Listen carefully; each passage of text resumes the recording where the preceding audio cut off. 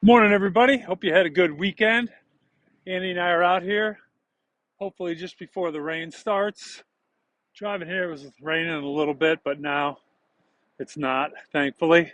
Thanks for joining my channel where I talk about mental health is spiritual health. And today, we're going to talk about transformed from the inside. Transformed from the inside. Now, thanks for joining my channel. If you haven't already subscribed, please do so, okay? I do talk about mental health being spiritual health, and if any of you are struggling, feel down, depressed, anxious, or even have PTSD, tried therapy, counseling, medications. I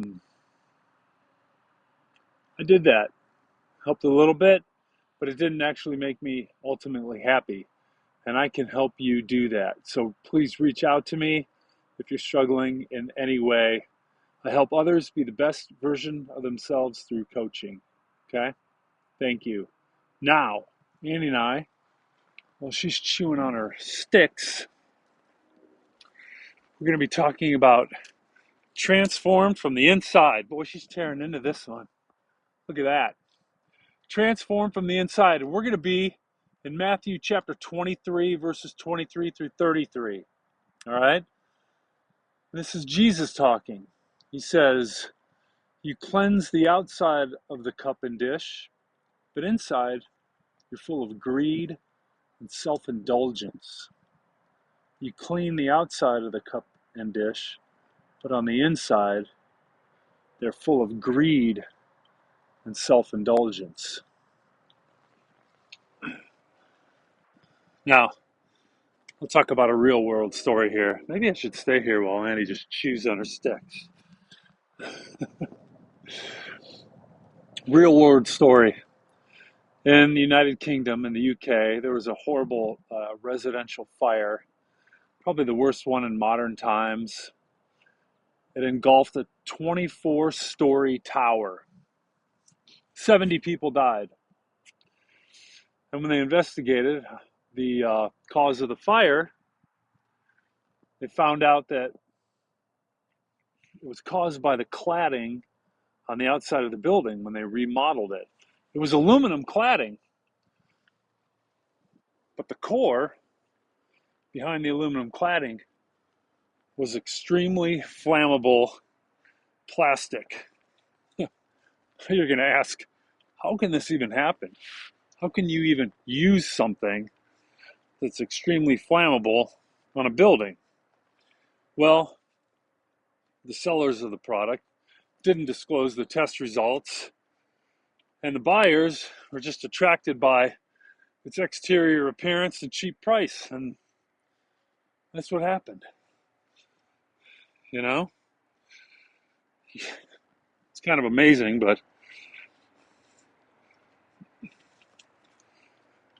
Jesus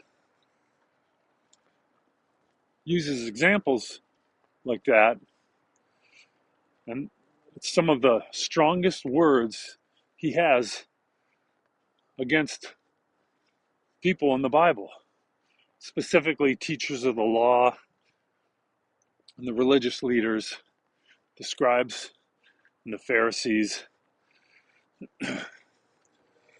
He said things like, he called them whitewashed tombs that look beautiful on the outside, but on the inside are filled with the dead bones of men and every kind of filth.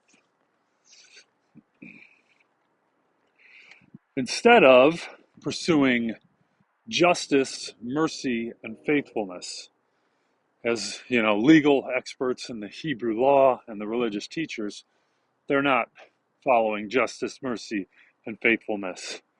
They're just focused on looking good, but on the inside, they're filled with every kind of deceit and evil, according to Jesus. So, I think it is, in our modern world, especially with social media, it's really easy to focus on looking good, right? than to bring out what's wrong with us, our sin and brokenness before God, and try to become better people, right? But a nice looking exterior doesn't really matter if your heart is corrupt. So God invites us to transform from the inside. And that's from the first letter of John, chapter 1, verse 5. And I think Paul, the Apostle Paul, talks about something similar in Romans chapter 12, verse 2, when he says, don't be conformed by things of this age or in this world, but instead be transformed by the renewal of your mind. So he's also talking about the same thing. Transform yourself from the inside, and then the outside will be beautiful, not the other way around. Now, here are some questions. I don't like these questions. I don't think anybody's going to answer the first one. But the first question is, where have you tried to disguise corruption? When have you tried to disguise corruption? I don't expect people to put answers in there, but I'll talk about it a little bit. When have you tried to disguise corruption? I'll talk about it myself. It's kind of like when you act nice towards somebody and you speak nice and happy and you're smiling, but maybe one word you throw in there and you use a slightly different tone, and that word may have meaning to somebody that you're talking to and a negative connotation toward them. So you're kind of sounding like you're all nice and happy and being kind to them, but really you're not. It's like you're sticking a knife in their back and twisting it. Now, I've done that. Not proud of that. People have also done it to me. And I don't think that's a good thing, because in the end of this passage, Matthew chapter 23, verses 23 through 33, Jesus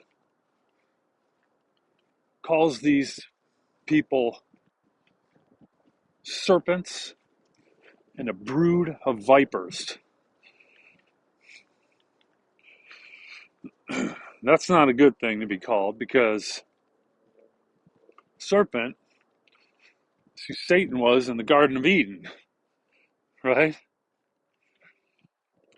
He was supposedly the best looking and smartest angel, but he turned on God. And what did he do in the Garden of Eden too? He tricked Eve, right? He talked all nice to her. I mean, he knew what he was doing. He knew that there was one tree that they could not eat from, the tree of the knowledge of good and evil. But what did Satan say? Here's a perfect example of how you can disguise corruption. He knew they couldn't eat of the one tree, but what did he ask Eve? He said, did God really say you can't eat from any tree in the garden? He didn't ask about the one tree. He's like, did God say you couldn't eat from any tree in the garden? And Eve was like, oh, immediately wants to, correct him. No, no, no, no, we can eat from any tree in the garden. Mr. Satan, Mr. Serpent, we just can't eat from this one tree, or else we will die. And then the serpent said, really? You most certainly won't die.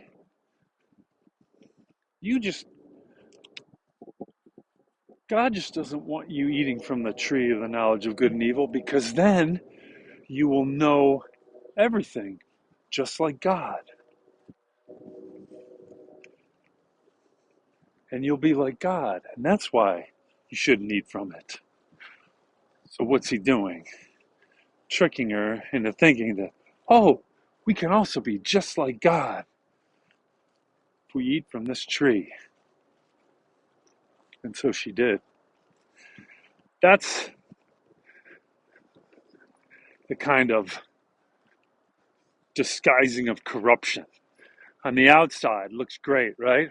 Best looking angel, wisest. Actually, you might now say the most cunning, is really evil. And I think that's why even Jesus says at the end of this passage and calls them serpents and brood of vipers.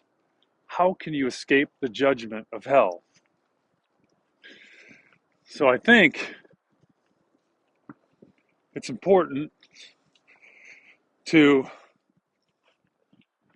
I don't know, not just clean the outside of ourselves, but really look at our heart, right? And what we are, and like who we are as a person. And are we really trying to help people, or are we trying to hurt them for our own good? Like I said, I've been guilty of that, and it's just kind of makes me sick to my stomach.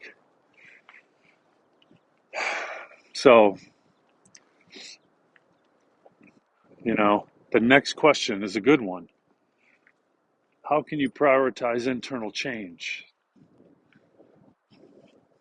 So for me, it's honestly following what God says, what he wants from us, and what Jesus taught us in the Bible. So that means reading the Bible, studying it, go to church, learn something at a sermon, but definitely read the Bible. It says, love your neighbor. Jesus goes further than that. He says, love your enemies. And that's a tough one, right? Someone's being mean to you. How do you love them back? How do you not want revenge? Well, Jesus tells us not to do that. It's you have to transform yourself or train yourself on the inside. You have to fully put your trust in him and what he says, and look at what he did for us on the cross and not what other people are doing to you. That's the only way that I can try to become a better person on the inside. Otherwise, honestly, it's impossible. I would always want revenge. I would always want to get back at someone. But I am really trying not to do that. I'm trying to love my enemies, and that doesn't mean just you don't have to hang out with them or anything like that. You just don't have to be mean to them or seek revenge. And I'm just trying to be better by being more Christ-like and to change from the inside out. So how about you guys? The two questions are, first one, when have you tried to disguise corruption? When have you tried to disguise corruption? You might not put that in the comments. But the second one, I hope you do. How can you prioritize internal change? How can you prioritize internal change? That would be a great one to hear from everyone. I think it would encourage all of us. And I hope you guys take this day, Monday morning, really focus on this the rest of the week by cleaning the inside first, and then the outside will automatically become beautiful. People with a beautiful heart are beautiful on the inside and the outside. Thanks for joining. And remember, if you guys feel down or depressed, have anxious or have PTSD, let me know. Reach out. I can help you. I'm not a therapist. I'm not a doctor. But I've tried those things, and they help somewhat, but not as much as something that I learned and that I can share with others. So please reach out to me. The other thing I want to mention is I get a lot of my content from an Our Daily Bread booklet, and you can get one yourself at ourdailybread.com. All right? Until then, until tomorrow morning, if you like this video, please like it, subscribe, share it with others. And remember, this week, let's try to transform ourselves from the inside. All right? I don't know where Annie is.